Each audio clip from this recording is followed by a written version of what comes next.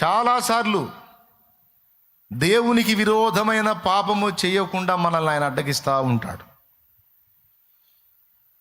దుష్టత్వము, దుర్మార్గత మన మీద జరగకుండా అడ్డగించే దేవుడు మన ద్వారా దుష్టత్వం జరగకుండా కూడా అడ్డుపడతా ఉంటాడు. ఇది రెండవ సంగతి. నిజంగా ఒక్కోసారి ఆయన ప్రేమ దలుచుకున్నప్పుడు, ఆయన అడ్డగింపులు దలుచుకున్నప్పుడు, నిజంగా నువ్వు అడ్డగించటం అనేది ఎంత మంచిదో ప్రభువా, నువ్వు అడ్డగించకపోతే ఏమైపోతానో, ఏమైపోయేదాన్నో, ఏమైపోయేవాడినో అనుకొని ఏడవాల్సి వచ్చింది. మనం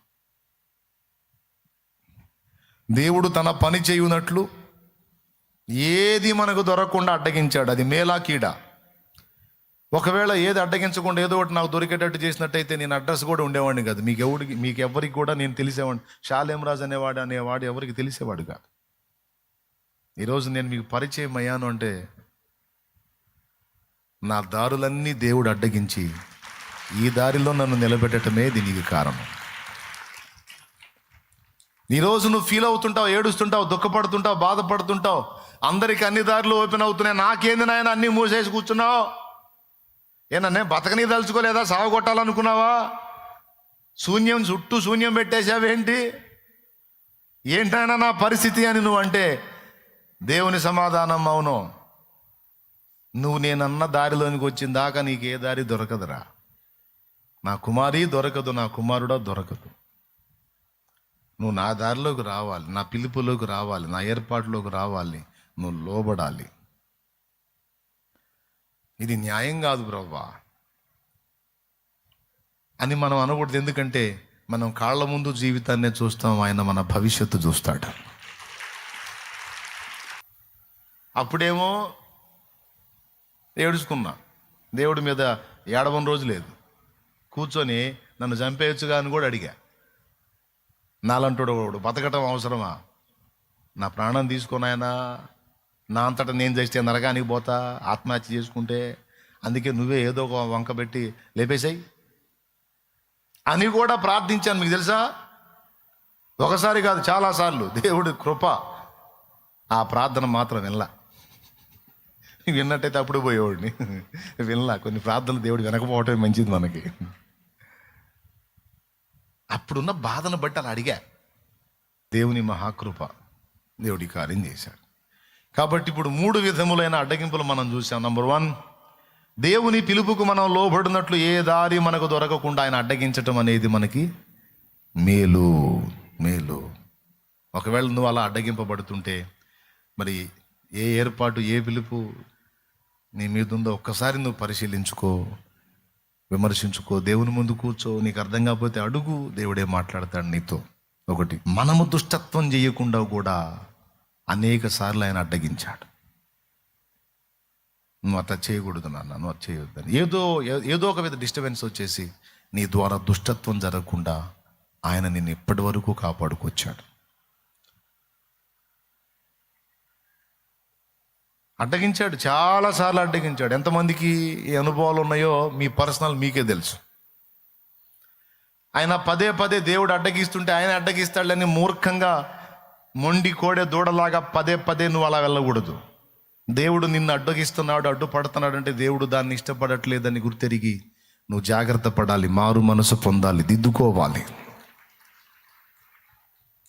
నాకు విరోధముగా నీవు పాపము చేయకుండునట్లు నేనే నిన్ను అడ్డగించి తిని, లేకపోతే అవుట్రా నువ్వు. ఎన్నోసార్లు మనం దేవునికి విరోధంగా పాపం చేయటానికి అడుగులు వేసిన వేళ దేవుని మహాకృప మనల్ని అడ్డగించింది. లేకపోతే దేవునికి విరోధంగా పాపం చేసి ఎప్పుడో నాశనం అయ్యేవాళ్ళం. మనల్ని మోసగించాలని ట్రై చేస్తే మనకు జరిగే మోసాన్ని కూడా దేవుడు అడ్డగిస్తాడు. మనల్ని ఫ్రాడ్ చేసినోడు అనుకుంటాడు బాగా మోసం చేశానని. ఆ జరిగిన మోసాన్ని మనకే ప్రయోజనకరంగా మార్చి మోసం చేసినోడికి మూతి బగిలేటట్టు చేస్తాడు ఆయన. నేను చాలాసార్లు నాతో ఉన్న వాళ్ళతో అనే డైలాగ్ అదే. ఎవడైనా నన్ను మోసం చేస్తే, నేను దేవుని సేవకుడిగా ఉన్నాను, దేవుని పాత్రగా ఉన్నా, దేవుని పని చేస్తున్నా. ఎవడైనా నన్ను మోసం చేస్తే, నేను శాలేమన్నను మోసం చేశానని వాడు చంకలు ఎగరేస్తే, వాడికి తెలియని సంగతి ఏంటంటే వాడు నన్ను మోసం చేయటం కాదు, వాడిని వాడే మోసం చేసుకుంటున్నాడు. ఎందుకంటే నాదేం లేదు, నేనంతా తోలుబొమ్మ టైపు. నన్ను పిలిచి తన పనికి నిలిపి వాడుకుని నాకు నిరంతరం తోడై ఉండి ఇంత దాకా నన్ను నడిపించిన దేవుడు నాకు తోడై ఉన్నాడు. తన కృపను బట్టి, నా యోగ్యతను బట్టి కాదులే కానీ ఆయన కృపను బట్టి. పిచ్చి మహారాజు, నేనేం మంచి పిల్లాన్ని కాదు. పలు విధములుగా నిన్ను విసిగించిన నన్ను సహించితివే, పూర్ణ ఓరిమితో నన్ను భరించి భుజమున మోసితివే అనే పదం రాసుకున్నానంటే ఎన్నోసార్లు నా నుండి తిరుగుబాట్లు, అయినా నన్ను అసహించుకోవాలా, విసిగించుకోవాలా, విదిలించలా పిచ్చి మహారాజు నన్ను భుజాన మోస్తానే ఉన్నాడు. మయ్య ఎంత ప్రేమో! కొన్నిసార్లు గద్దించినా, కొన్నిసార్లు శిక్షించినా మళ్ళా దగ్గరకు తీసుకొని, ప్రభా అని ఏడిస్తే ఏడవకురా రా అని దగ్గరకు తీసుకొని ముద్దాడుకున్న నా బంగారు తండ్రి కృపతో నన్ను నడిపిస్తున్నాడు. అరే నన్ను ఎవడన్నా మోసం చేస్తే వాడు మోసం చేసుకుందట్టేరా, ఎందుకంటే వాడి మూతి పగలటం ఖాయం. నన్ను మోసపోనియడ్రా, నన్ను మోసం చేసినోడే మోసపోతాడు. అన్నవాడు నిన్ను మోసం చేసి ఇంత పొందాడన్నా అంటే వాడు ఏదో రూపంలో దానికి డబలు రుణం తీర్చుకొని పోతాడు, లేరా వదిలేయండి అంట. వాడు కాకపోతే వాని బిడ్డ అయినా సరే నా దగ్గరకు వచ్చి వాడు రుణం వీడు తీర్చిపోతాడు, అది జరిగిద్ది అంతే అని చెబుతా. అస్సలు ఏమి అయ్యో నేను మోసపోయాను, మోసం జరిగింది ఏం ఫీల్ అయ్యేది ఏం లేదు. ఏమైనా అర్థమైందా మీకు? ఎంతమందికి అర్థమైందో? మనం మోసగింపబడకుండా దేవుడు అడ్డగించువాడై ఉన్నాడు. సింపుల్గా మీకు చెప్తా. యాకోబోళ్ళ మామను చూడండి మీరు. మందలకి కాపలా ఉన్నాడు యాకోబు. అల్లుడు ఒకళ్ళకి ఇద్దరు చేసుకున్నావు నా ఇంట్లో, ఇంకా కొడుకు అల్లుడు అనే తేడా లేదు, నా బిడ్డవే అనుకుంటా. అలాగే మావయ్య, మరే మచ్చలు పొడదగలవన్నీ నీకయ్యా, ఎందుకంటే నీ చేత ఒట్టిగా చేయించుకోకూడదు చాకిరి. పాపం పొలాన బడి చేస్తా ఉన్నావు, మందం దోలుకొని పోయి. మచ్చలు పొడదగలవన్నీ నీకు, మచ్చ పొడ లేనివి నాకు. సరే మావయ్య. అట్లాగే కొడుకులకు చెప్తాడు, అరే మందలో నుంచి మచ్చలు పొడలు గల్ల మగవాటిని అన్నిటిని పక్కకు దోలండ్రా, ఒక్కటి కూడా ఉండకూడదు, మొత్తాన్ని దోలండి. ఇప్పుడు మచ్చలు పొడలు కలిగినటువంటి పొట్టేళ్ళు మందలో ఉన్నాయి అనుకో, కనీసం కొన్ని పిల్లలైనా అవి పుడతాయి. ఆ మచ్చలు పొడలు ఉన్నటువంటి పొట్టేళ్ళన్నిటిని బయటికి దోలాడు అనుకో మంద నుంచి, ఇంకా ఆ పిల్లలు ఎట్ట పుడతాయి? చూడు, అల్లుడికి దయ చూపినట్టే గ్యాంబ్లింగ్, అల్లుడికి ప్రేమ చూపినట్టే, అల్లుడికి జీతం ఇచ్చినట్టే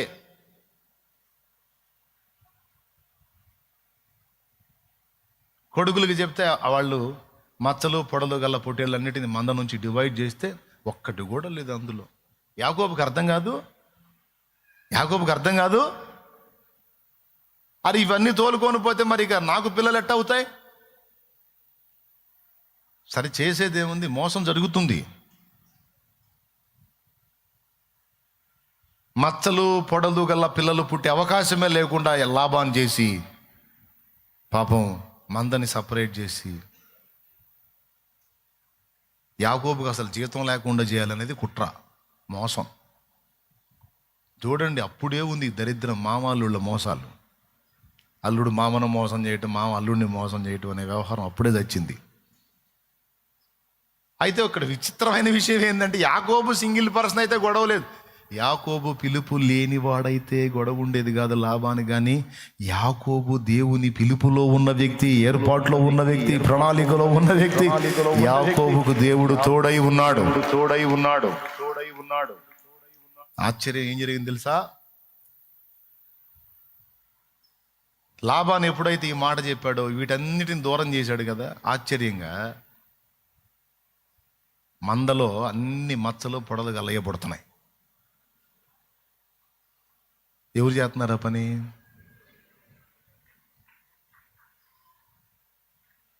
మళ్ళీ లాబాను పిలిచాడు యాకోబుని. అల్లుడు డ్రామా ఏంది, తేడా వచ్చింది ఏంది?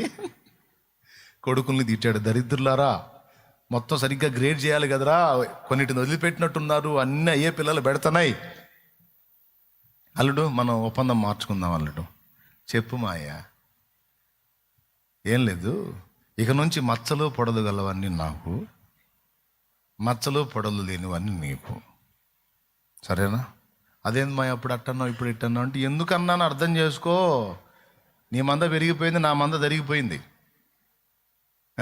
ఇక నుంచి మనం ఒప్పందం అంటే ఆయన ఏమనుకున్నాడు లాభాను, ఈ పనికి మాలిన మందంతా అయ్యే పెడతాయి పిల్లలు, కాబట్టి మచ్చలు పొడలు గలవి నాకు అనుకుంటే, మచ్చలేనివి అతనికి అనుకుంటే, అతనికి తక్కువ ఉంటే నాకు ఎక్కువ ఉంటాయి, ఎందుకంటే అన్నీ ఇయ్యే పెడుతున్నాయి కదా అనుకున్నాడు. మళ్ళీ మోసం. ఇతను ఎప్పుడైతే మచ్చలేనివన్నీ నీకు, మచ్చలు పొడలగలవి నాకు అన్నాడో, మళ్ళీ మంద రూట్ మార్చింది. మళ్ళీ పైన అన్ని యాకోబు కోసం మచ్చలేని పిల్లలే పుడుతున్నాయి, మచ్చలు పొడలు లేని పిల్లలే పుడుతున్నాయి. మళ్ళీ నెత్తిన గుడ్డేసుకున్నాడు. దేని నాయన అసలు ఏం జరుగుతుంది? చూస్తేనేమో లాభాను మంద కొంచెం అయిపోయింది, యాకోబు మందం పెరిగిపోయింది. ఇక ముఖం మారిపోయింది. అంతకుముందు ఉన్నట్టు లేదంట అతని ముఖం, మునుపున్నట్టు లేదట లాభాను ముఖం. బిడ్డ గుర్తుపెట్టుకో, దేవుడు నీకు తోడై ఉంటే, దేవుని పిలుపులో నువ్వు ఉంటే, నువ్వు మోసపోవాలన్నా నిన్ను మోసపోకుండా ఆయన అడ్డగించువాడై ఉన్నాడు. చాలామంది చాలాసార్లు చాలా రకాలుగా మనల్ని దెబ్బకొట్టాలి, మోసం చేయాలని ట్రై చేసినా వాళ్ళ మూతే పగలగొట్టి వాళ్ళని పంపించాడు దేవుడు. మోసములో నుండి ఎన్నోసార్లు నిన్ను కాపాడాడు. ఇది ఎంతమంది ఒప్పుకుంటారు? దేవునికి స్తోత్రం కలుగును గాక. మోసగాళ్ల ముసుగులు బయటికి లాగి, ఆ మోసగాళ్ల బతుకులేందో నీకు బట్టబయలు చేసి, నిన్ను మోసపోకుండా తన ప్రేమను బట్టి కాపాడుకున్న దేవుడు నా దేవుడు. 4 విధములైన సంగతుల్లో మనల్ని అడ్డగించాడు. అవునా? మనకు అడ్డు నిలబడ్డాడు. ఇది రెగ్యులర్గా జరుగుతుంటుందని నీకు తెలుసా? కానీ నిజం. ఎందుకంటే మన విరోధైన అపవాదికి ఒక పేరుంది, మోసగాడు. సర్వలోకమును మోసపుచ్చుచు ప్రకటన గ్రంథము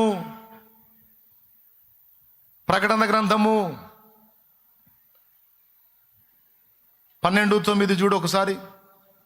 కాగా సర్వలోకమును మోసపుచ్చుచు అపవాది అనియు సాతాననియు చూడు. సర్వలోకమును మోసపుచ్చిన మోసగాడు వీడు సామాన్యుడు కాదు, ఒకరిద్దరిని కాదు, సర్వలోకాన్ని మోసగించే మోసగాడు వీడు. ఓకే, ప్రకటన గ్రంథము 20వ అధ్యాయము 1వ వచనం నుంచి చూస్తే, ఇక జనములను మోసపరచకుండునట్లు అని వాడి గురించే మాట్లాడతాడు. సాతాననియు ఘట సర్పమనియు చెప్పబడిన ఆది సర్పమైన ఆ మహాఘట సర్పము అపవాది అనియు సాతాననియు పేరుగల ఆది సర్పమైన ఆ మహాఘట సర్పము అగాధములో పడద్రోయబడి సంకెళ్ల చేత బంధించబడింది. ఆ 1000 ఏండ్లు గడచు వరకు ఇక జనములను మోసపరచకుండునట్లు. వాడు మోసగాడు.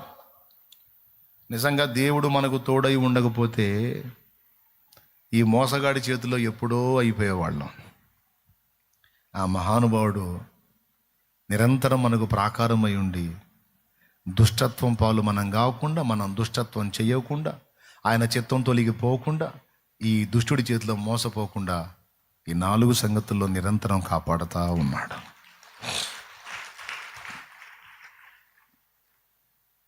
చివరికి ఈ లాబాను ఫేసు మారిపోయి యాకోబును ఏదో దెబ్బతీయాలనే ఆలోచన కలిగి ఉన్నప్పుడు, యాకోబు తన భార్యలతో మాట్లాడి, మనం బయలుదేరి వెళ్ళిపోదాం, మీ డాడీ నన్ను ఏదో చేసేటట్టున్నాడు, మీ డాడీలో అసూయ ప్రవేశించింది, వ్యసనం ప్రవేశించింది, నన్ను చూసి ఏడిచేస్తున్నాడు, ఎందుకంటే నా మంద పెరిగింది, మీ డాడీ మంద తరిగింది, ముక్కులతో ఏడుస్తున్నాడు, ఇక మనం బయలుదేరదాం లేకపోతే ఏదో ఒకటి చేస్తాడు అని భార్యలు చెప్పుకొని, పిల్లల్ని తీసుకొని, మందలను తీసుకొని బయలుదేరి జంపు యాకోబు.